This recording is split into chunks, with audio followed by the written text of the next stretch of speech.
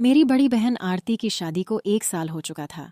दीदी काफ़ी सुंदर हैं और जीजा जी भी काफ़ी हष्ट-पुष्ट हैं। शादी के बाद दीदी कम ही हमारे घर आया करती थीं, क्योंकि जीजा जी को दीदी के बिना बिल्कुल भी रहा नहीं जाता था। दीदी और जीजा जी एक दूसरे से बहुत प्यार करते हैं और एक दूसरे के बिना नहीं रह सकते। ये बात मुझे उस दिन समझ में आई जब दीदी दिवाली पर हमारे घर आई हुई थीं। दीदी को आए 1 हफ्ता हो चुका था, लेकिन जीजा जी के फ़ोन दिन भर में कई बार आते रहते थे। दीदी अक्सर कहती थीं, इतनी जल्दी कैसे आऊं? कुछ दिन और रुकने दो। पर आप भी फ़ोन करके ऐसी ऐसी बातें करते हो जिससे मुझे भी आपकी बहुत याद आने लगती है। उतने में मम्मी आ गईं और दीदी ने फ़ोन काट दिया। मम्मी ने दीदी को किचन में बुला लिया, क्योंकि दिवाली की मिठाई, चिवड़ा, करंजी वगैरह बनानी थी। हम सब ने मिलकर शाम तक आधी चीज़ें बना ली थीं और बाकी की मिठाई अगले दिन बनाने का तय हुआ। शाम ढल चुकी थी और मैं खिड़की से बाहर देख रही थी। तभी मैंने देखा कि जीजा जी बाहर खड़े हैं। मैंने जल्दी से दीदी को आवाज़ लगाई। दीदी बाहर आते ही बोलीं, आप तो सच में आ गए। मुझे लगा फ़ोन पर आपने ऐसे ही कहा था। इतने में मम्मी भी आ गईं और बोलीं, मेहमान, आप कब आए? कोई खबर नहीं, कुछ नहीं। पहले बोल देते तो आपकी खातिरदारी के लिए पहले से तैयारी कर लेते। जीजा जी बोले, नहीं, सासू माँ, काम से शहर आया हुआ था, तो सोचा आप लोगों से मिलते हुए ही जाऊं। मम्मी ने कहा, जाने की बात अभी से मत कीजिए। अभी आए हैं तो खाना पीना खाकर आराम करके सुबह जाना। मैं आपको अभी बिल्कुल नहीं जाने दूंगी। जीजा जी कुछ नहीं बोले और मुझे भी मालूम था कि जीजा जी जाने के लिए नहीं आए हैं। इतने में दीदी पानी लेकर आईं और जीजा जी को पानी देते हुए धीरे से फुसफुसाईं, मुझे अच्छे से पता है कि आप किस लिए आए हैं। 1 हफ्ता भी नहीं रह पाए मेरे बिना। जीजा जी मुस्कुराकर बोले, तुम हो ही ऐसी। यह सुनकर दीदी शर्माकर मुस्कुराईं और वहां से चली गईं। थोड़ी देर में खाना बनकर तैयार हो गया। हम सब ने साथ में खाना खाया और बातें करते करते रात बिताई। जीजू का बिस्तर बाजू वाले कमरे में लगाया गया था और सबको अब सोने की तैयारी करनी थी। घर के सारे लोग अपने अपने कमरे में सोने चले गए थे, लेकिन मैं, दीदी और जीजू अब भी सोफे पर बैठे टीवी देख रहे थे। टीवी पर हम आपके हैं कौन मूवी चल रही थी, जो मुझे बहुत पसंद थी और दीदी को भी। थोड़ी देर में जीजू ने उबासी लेते हुए कहा, बाप रे, मुझे तो बहुत नींद आ रही है। दीदी ने मन ही मन मुस्कुराते हुए जवाब दिया, तो फिर जाइए ना, बाजू वाले कमरे में आपका बिस्तर लगा दिया है, आराम कर लीजिए। मैं मूवी देखकर बाद में आ जाऊंगी। जीजू का चेहरा देखने लायक था। वो थोड़ा खींचकर कमरे की ओर चले गए। मुझे और दीदी को हंसी आ रही थी, लेकिन हमने कुछ नहीं कहा। हम दोनों मूवी देखने में लगे हुए थे।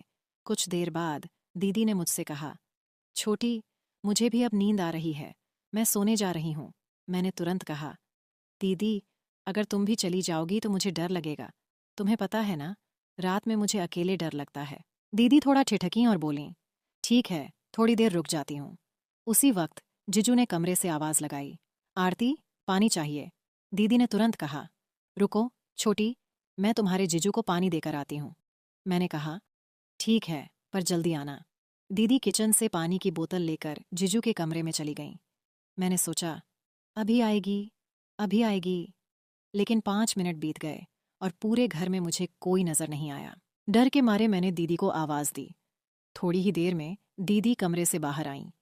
उनकी साड़ी थोड़ी अस्त व्यस्त थी, बाल बिखरे हुए थे और सांसें तेज चल रही थीं। मैंने घबराकर पूछा, दीदी, इतनी देर क्यों लगा दी? मुझे डर लग रहा था। दीदी ने हंसते हुए कहा, अरे, वो कुछ नहीं। तुम्हारे जीजू को बहुत प्यास लगी थी, इसलिए पानी देने में थोड़ा समय लग गया। इतने में जीजू कमरे से बाहर आए और बोले, अरे, मेरे फ़ोन की बैटरी खत्म होने वाली है, क्या तुम मेरे लिए चार्जर ला दोगी? दीदी ने जवाब दिया, ठीक है, देखती हूँ, आप यहीं रुकिए। लेकिन जीजू ने कहा, अरे, तुम देखो, मैं कमरे में वेट करता हूँ। यह कहते हुए वे वापस कमरे में चले गए। दीदी मेरे कमरे में गई और वहां से मेरा फ़ोन चार्जर उठाकर जीजू को देने उनके कमरे में चली गईं। मैंने सोचा कि चार्जर देकर वो तुरंत वापस आ जाएंगी, लेकिन थोड़ी देर बीत गई और दीदी का कोई अता पता नहीं था।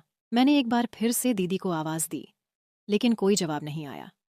मैं समझ गई कि शायद दीदी चार्जर लगाकर फ़ोन की चार्जिंग में व्यस्त होंगी। थोड़ा डर भी लग रहा था, इसलिए मैंने टीवी बंद किया और अपने कमरे में सोने चली गई। लेकिन मुझे नींद नहीं आ रही थी।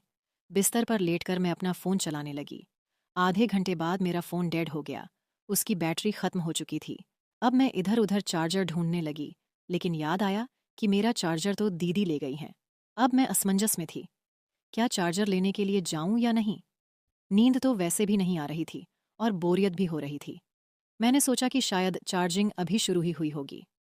मन ही मन मैंने तर्क किया कि आजकल के फास्ट चार्जर कितनी जल्दी फ़ोन चार्ज कर देते हैं। फिर भी कुछ फ़ोन ऐसे होते हैं जिनकी बैटरी इतनी धीमी चार्ज होती है कि चाहे कितना भी फास्ट चार्जर लगा लो, वक्त लग ही जाता है। मैं सोचने लगी कि एक बार जाकर देख ही लूं कि जीजू का फ़ोन कितना चार्ज हुआ है या फिर अभी चार्जिंग शुरू ही हुई है। लेकिन यह विचार मेरे दिमाग में घूम रहा था कि आखिर मुझे कमरे में जाना चाहिए या नहीं। मुझे बोरियत महसूस हो रही थी और फ़ोन के बिना समय काटना मुश्किल लग रहा था। आखिरकार मैं चार्जर लेने के लिए जीजू और दीदी के कमरे की ओर बढ़ी। जैसे ही दरवाज़ा खोलने की कोशिश की, वह अंदर से बंद था। खिड़की भी पूरी तरह से अंदर से बंद थी, लेकिन कमरे के अंदर से हल्की रोशनी बाहर आ रही थी, जो कांच की खिड़की से दिख रही थी। मैंने सोचा, सो तो नहीं गए होंगे। कुछ पल ठिठकी, फिर दीदी को आवाज़ लगाई। पहली बार कोई जवाब नहीं आया। दूसरी बार फिर आवाज़ दी, तब दीदी की आवाज़ आई। क्या है? क्यों परेशान कर रही है इस टाइम पर? मैंने कहा, दीदी, वो मेरा फ़ोन चार्जर अंदर रह गया है। मेरा फ़ोन बंद हो गया है, चार्जिंग करनी है। जीजू का फ़ोन चार्ज हो गया हो तो मुझे चार्जर दे दो। दीदी ने थोड़ी खींच भरी आवाज़ में कहा, अरे, नहीं हुआ है फ़ोन चार्ज। तुम्हारे जीजू के फ़ोन को चार्ज होने में काफ़ी समय लगता है। चार्जिंग तो अभी अभी शुरू हुई है। तुम जाकर सो जाओ, परेशान मत करो। मैंने कहा, दीदी, बस 10 मिनट के लिए चार्जर दे दो। मेरा फ़ोन फास्ट चार्जिंग करता है। दीदी ने जवाब दिया, ठीक है बाबा, लाती हूँ। तू अपने कमरे में जा। मैं अपने कमरे में लौट गई। थोड़ी देर बाद दीदी चार्जर लेकर आईं और बोलीं, ये ले तेरा चार्जर, अब परेशान मत कर। जैसे ही मैंने चार्जर लिया, मेरी नज़र दीदी पर पड़ी। मैंने हैरानी से पूछा, दीदी, आपने ये क्या पहना है? ये तो जीजू का शर्ट है। आप तो साड़ी में थी ना? दीदी ने झेंपते हुए कहा, चुप बैठ, मैं जा रही हूँ। यह कहकर दीदी वापस कमरे में चली गईं। मैंने चार्जर से अपना फ़ोन चार्ज करना शुरू कर दिया। सिर्फ 15 मिनट में मेरे फ़ोन की काफ़ी बैटरी चार्ज हो गई थी। मैंने सोचा, चलो, अब चार्जर वापस दे आती हूँ।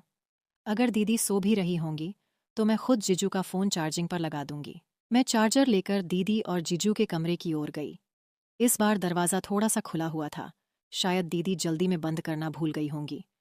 जैसे ही मैंने दरवाज़ा खोला और अंदर कदम रखा, मेरे सामने ऐसा नज़ारा था जो मैंने अपनी ज़िंदगी में कभी नहीं देखा था। मेरी आंखें फटी की फटी रह गईं। मुझसे ये बहुत बड़ी गलती हो गई थी। मुझे अंदर आने से पहले आवाज़ देनी चाहिए थी। मैं ये कैसे भूल सकती थी कि यह शादीशुदा जोड़ा है। मुझे उन दोनों को देखकर बेहद शर्म आ रही थी। लेकिन दीदी और जीजू को इस बात का ज़रा भी अंदाज़ा नहीं था कि मैं दरवाजे पर खड़ी हूँ और उन्हें देख रही हूँ। उसके बाद जो हुआ, उसे जानकर आप इतने हैरान हो जाएंगे कि आपको एक बड़ा झटका लगेगा। कहानी का अगला भाग जानने के लिए तैयार रहिए। अगर आपको यह पहला हिस्सा अच्छा लगा तो हमें कमेंट्स में ज़रूर बताएं। कहानी के दूसरे भाग को जल्द ही लाने की कोशिश करूंगी। बस एक लाइक कर दीजिए और मेरा काम है कहानी का अगला हिस्सा आप तक पहुंचाना। वीडियो पर 1000 लाइक्स होते ही पार्ट 2 आ जाएगा। तब तक के लिए बाय।